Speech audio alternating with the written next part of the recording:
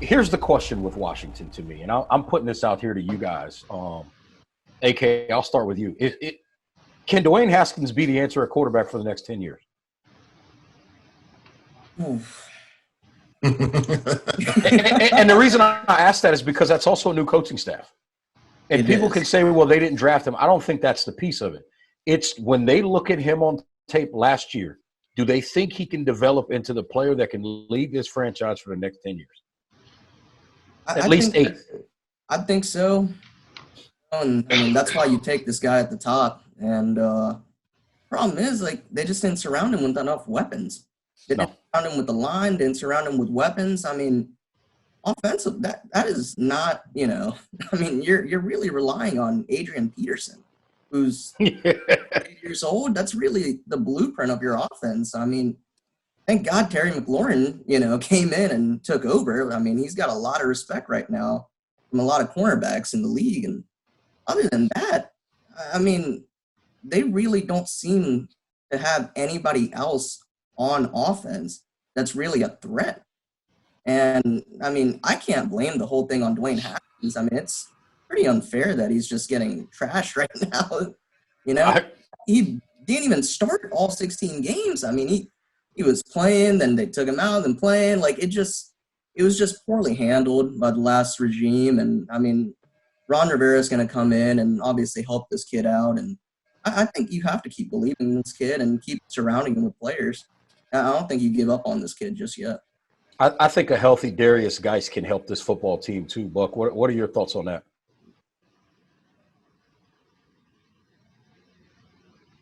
I think from the standpoint of this team, what you have is a real good opportunity to go back to the basics. I mean, I think they had a chance and they thought they had a real good shot at getting Greg Olsen, who ended up going to Seattle. So they need tight end help. I think that's the one thing that if you're a young quarterback, you want to have a tight end. That's why I said O.J. Howard could be the X factor for Cincinnati. He could be the X factor for Washington. It looks like they're trying to trade him. Him and Bruce Arians have fallen out. And O.J. is one of those guys that wasn't a pure hand catcher in college. I think he really developed and played better. But if this offense has a couple of tight ends and a quarterback that can play like Dwayne Haskins, get him some protection on the line, I think you're in a better situation. Ron is going to play solid defense. That defense is going to be much better than what they were before. Offensively, I agree with you, Reg. When the weather gets bad in Washington, you got to be able to run the football effectively. And I think that's what they want to be able to do. And if Geis is healthy, that gives you a whole nother dimension with this offense to be a play action, throw the ball down the field. Because, Haskins is not losing that arm.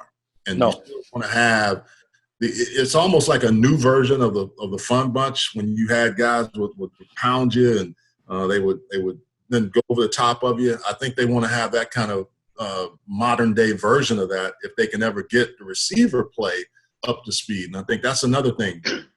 Question mark for me is, do you add another high quality receiver in this year's draft? Because you can go 20 or 30 deep in the receiver position, and you're find a guy that I think will be 10 to 15 years and play at a high level. So are you going with a guy that's a speed burner? Going with somebody that's physical over the middle that Dwayne Haskins can use in that situation. So that's what I get for the Redskins. Here's my question: can we see this scenario playing out? And I'm going to move past the first round pick for a second. We'll come back to that. But let's just say the Redskins have 2 fourth-round picks.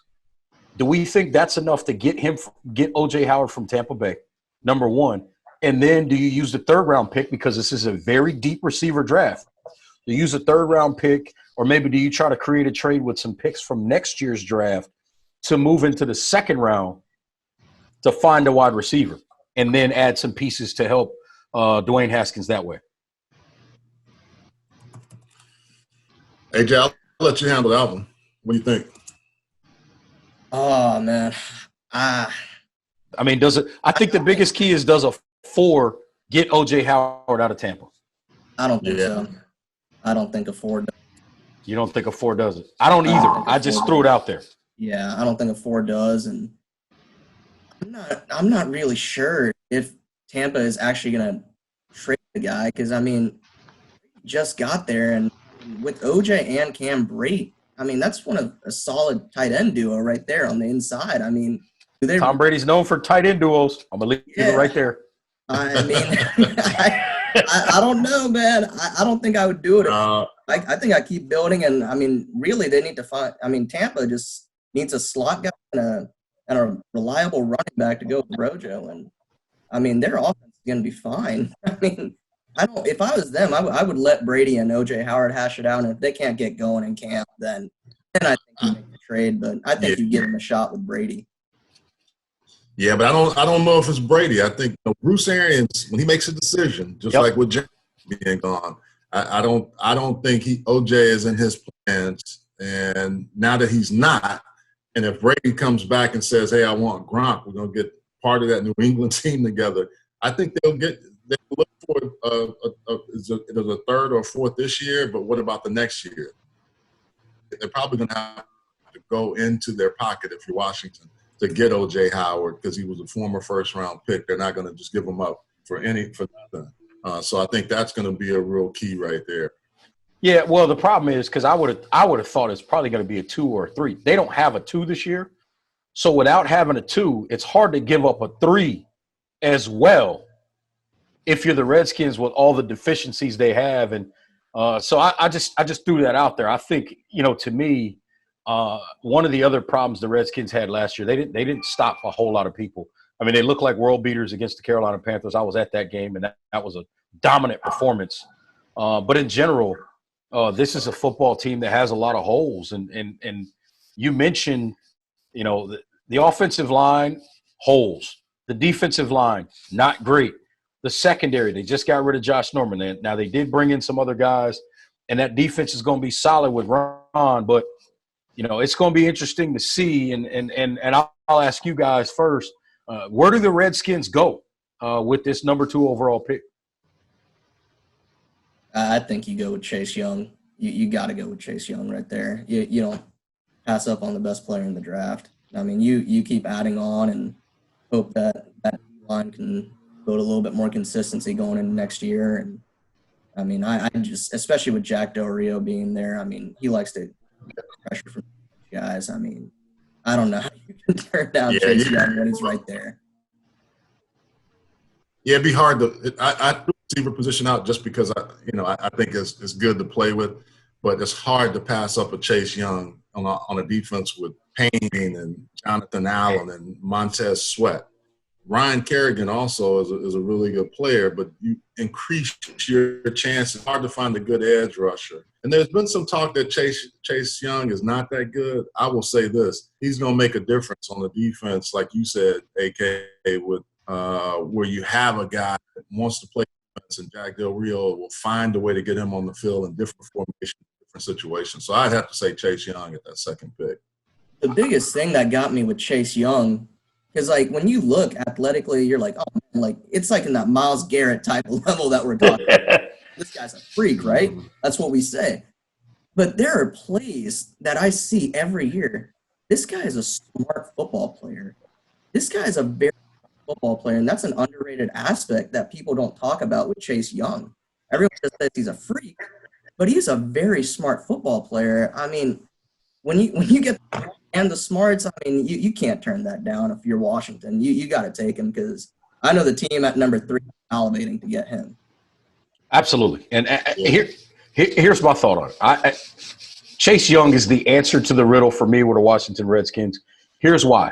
Whether it's Payne up front, Ioannidis, who I think had 8.5 sacks last year, had a pretty good year for the Redskins. You need a double-digit sack guy, particularly in that division. You got a young quarterback like Daniel Jones on his way with a guy like Saquon Barkley as an ultimate Swiss Army knife in that offense.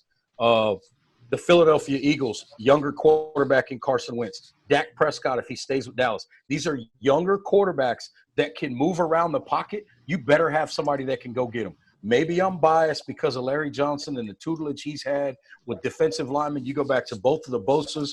You go all the way back to Jimmy Kennedy and Michael Haynes at Penn State. I mean, you can continue to name the names that this guy's developed. Devin Still, Tamba Hali, all these guys that he's developed. I think that's the other piece of it is Chase Young has been well coached. But I think here's the kicker. I think Chase Young is a guy that can play on either side of the defensive line. He can be a left end or right end.